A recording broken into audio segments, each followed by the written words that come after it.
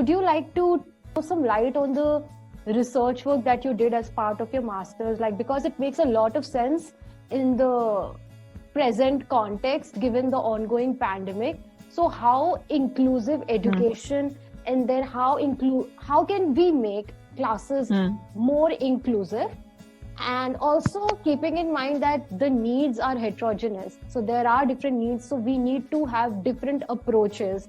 Would you like to share some of your perspectives on this? So in terms of the accessibility of education, so as we see, like last year during the pandemic, a lot of students, like these reports were coming out in newspapers, in news channels, where children with disabilities were facing a lot of problems to access online education when everything went digital. So my research was basically on the perception of primary school teachers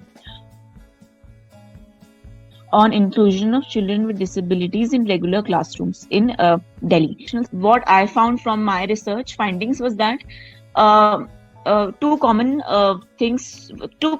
areas stood out. One was that many of these teachers agreed that though they have a child with disability in the classroom, they feel that, and they are able to connect and able to teach them, they still feel that they still in some ways lack the full skill set to easily interact and communicate with the child with disability.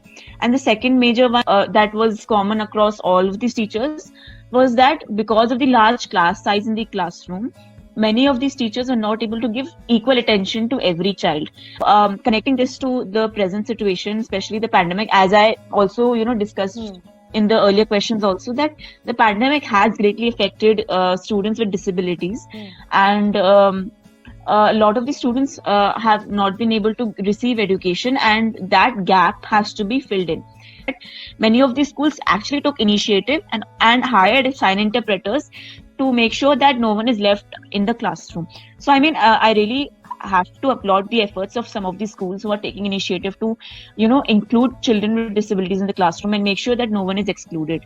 Yes. Yeah, but then still, like you said, we have a long way to go, because we really need to just broaden our lenses, and we need to incorporate all these perspectives and perspectives of intersectionality and make our lens as intersectional as possible.